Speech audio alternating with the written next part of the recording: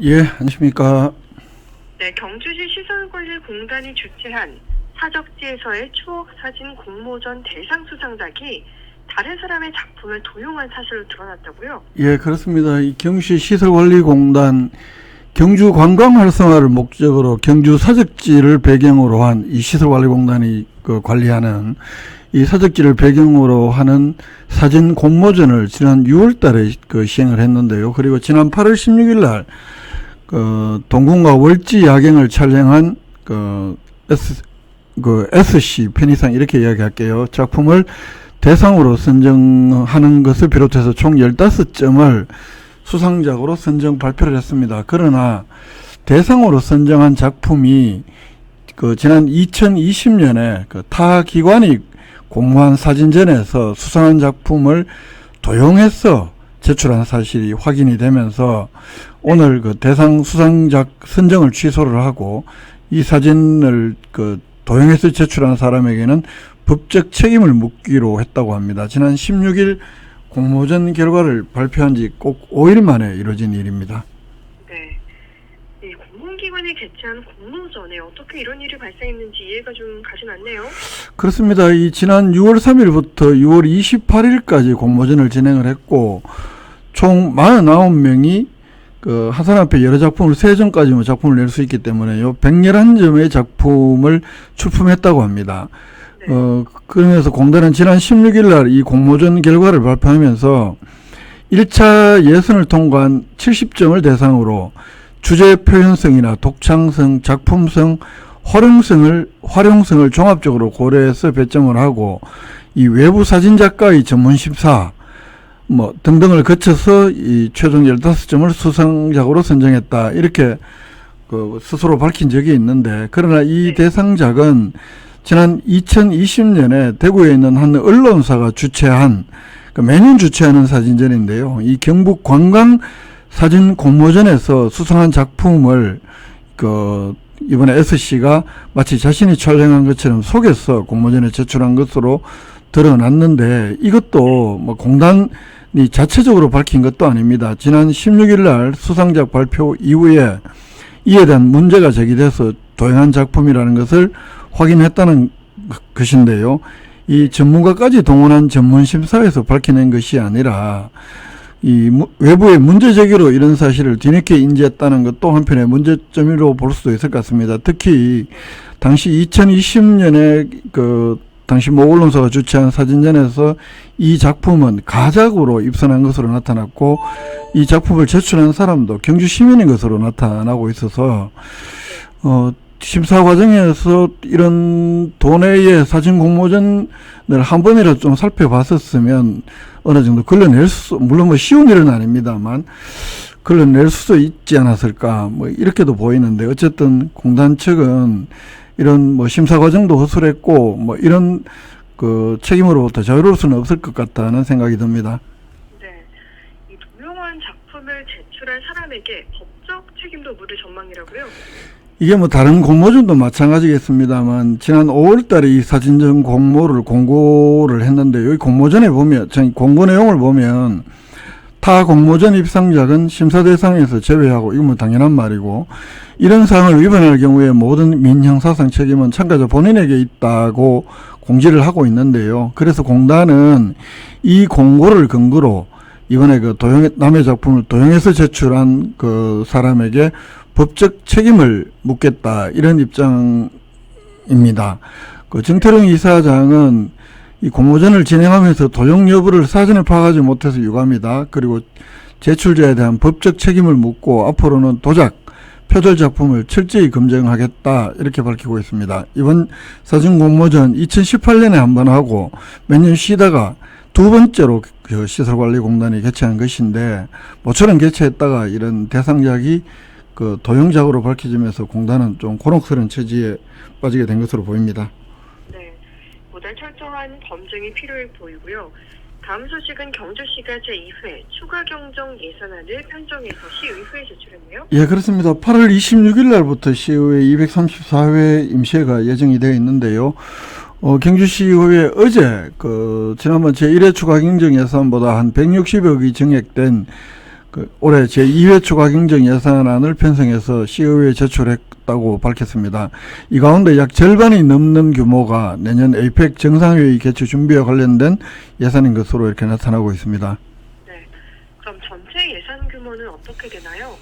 이번에 160억을 증액을 하면 올해 총 예산 규모는 2조 840억이 됩니다. 일반 회계가 1조 7,900억 원, 특별회계가 2,900억 원, 그리고 이번에 160억 가운데서는 일반 회계에서 154억, 특별회계에서 6억 원, 이렇게 총 260억이 증액이 됩니다. 네.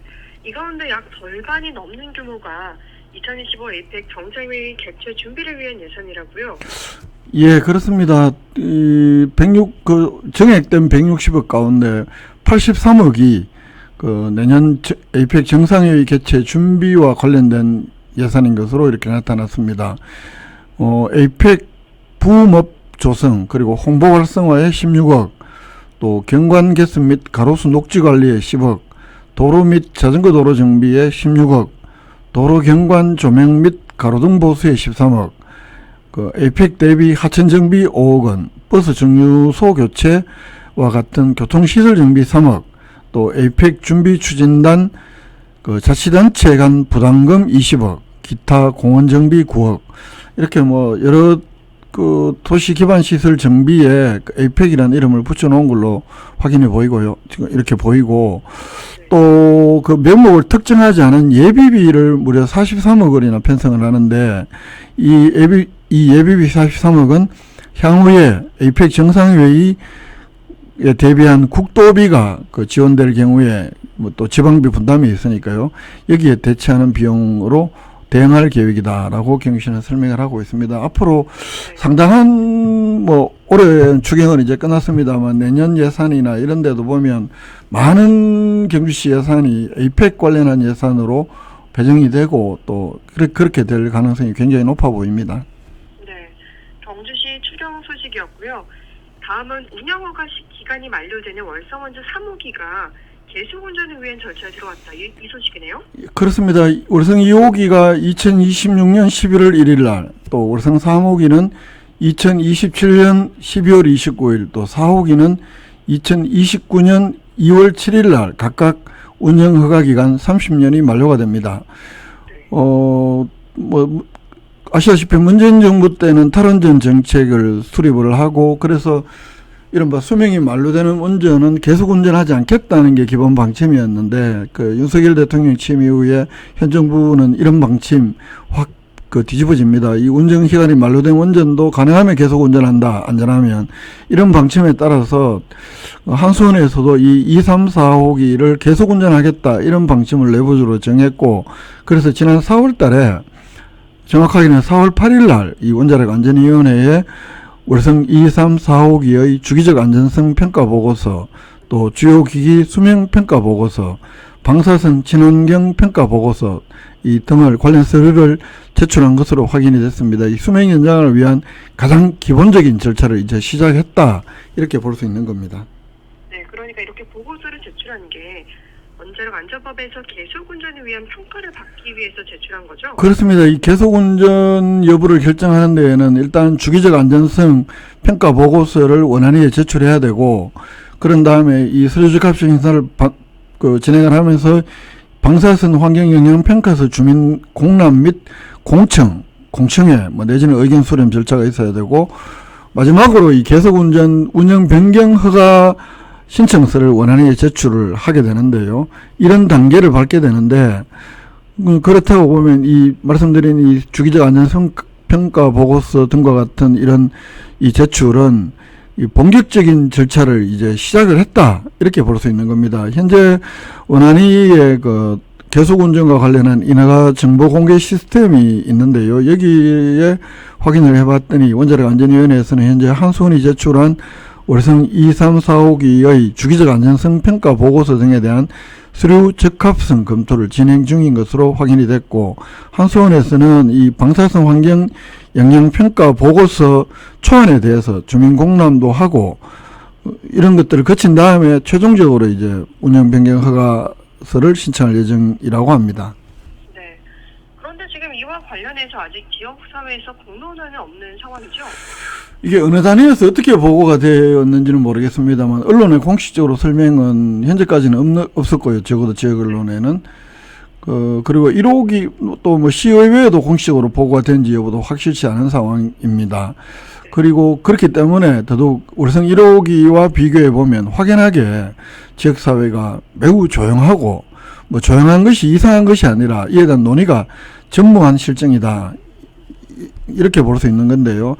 특히 시의회에서도 현재까지 기본적인 사항에 대한 보고조차 이루어진조차 확실치가 않습니다. 지난 14일 날 경주시의회 국책사업 및 원전특위에서 제9대 의회, 지난 7월 달에 이제 후반기에 의회가 출범을 했잖아요. 의장단이. 그리고 이 위원들이 바뀌고 첫 간담회를 열어서 이 항선으로부터 특히 월성원자력본부로부터 이 계속 운전에 따른 여러 가지 보고를 받을 예정이었습니다만 언론 취재 등등의 이유로 무산이 된 적도 있고 시의회에서는 원전 특위 차원에서 보고를 받는 것보다 이게 특위위원들만 9명이기 때문에 전체 의원 수가 21명이나 되고 그렇기 때문에 차라리 전체 의원 간담회에서 이 보고를 받는 게 낫겠다고 해서 일단 연기를 했다 이렇게 설명을 하고 있는데 어쨌든 전반적으로 시의회 분위기도 굉장히 좀 소극적인 것 아니냐 이렇게 볼 수 있을 것 같습니다.